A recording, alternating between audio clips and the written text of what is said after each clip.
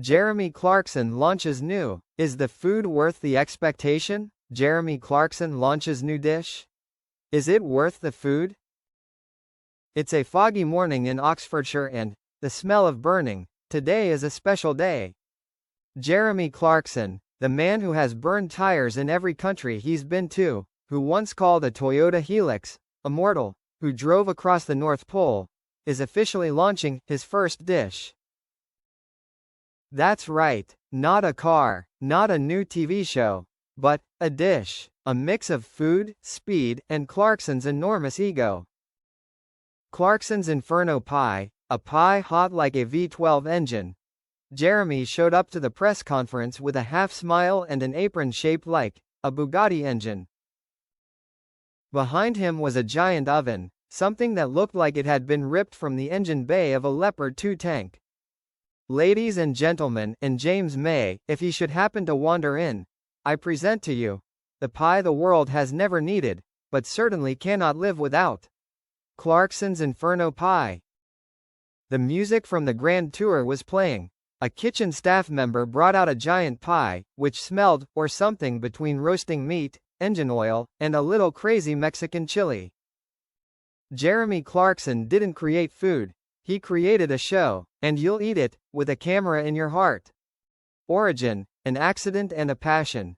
Jeremy was inspired by a kitchen fire while trying to grill sausages with a V8 engine, at his farm at Diddley Squat Farm.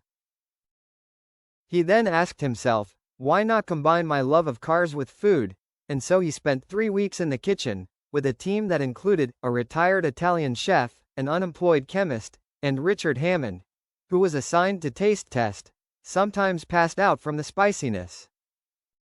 Ingredients? No one knows. Clarkson's Inferno Pie is made from a beer-fed pork sausage from Diddley Squat Farm, Stilton cheese aged in empty fuel tanks, El Diablo peppers, a pepper that was banned in 3 states in the U.S., and a layer of batter mixed with Red Bull instead of water. This is not food. This is an experience.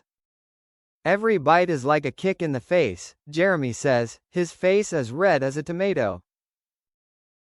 The first tasting, tears, fire, and a little regret. The first tasters included food critics, a few car fans, and James May, tricked into coming by the promise of free wine. The scene was a battle cry. One person cried from the spiciness, another had a flashback to his childhood after taking the first bite. It was like being kicked by a cow, on fire, one food journalist described. James May simply said, "This is not food. This is a warning." Clarkson marketing. Being Clarkson, of course, there was no traditional advertising campaign. Instead, he posted a YouTube video of himself eating a pie, shouting, "Power RRR," then, revving up a tank and crushing Gordon Ramsay's old grill. Within 12 hours, the video had been viewed 8 million times. Mixed reactions, but no one was indifferent. Some loved the pie for its reckless and crazy feel and mild alcohol content in the batter. Others, including the British Heart Foundation, were less pleased. A spokesperson said, "We would recommend people have one, if they've written their will." However, the Diddley Squat Bistro, where Clarkson's Inferno Pie is served, still requires reservations 2 months in advance.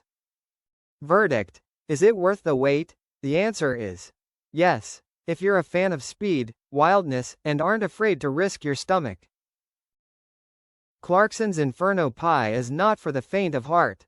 Not because it's bad, but because you could actually have a heart attack if you eat too much of it. Jeremy ended the presentation with a memorable statement: "If Gordon Ramsay is the Ferrari of food, then I'm the Lamborghini, big, loud, and no one really knows why it works."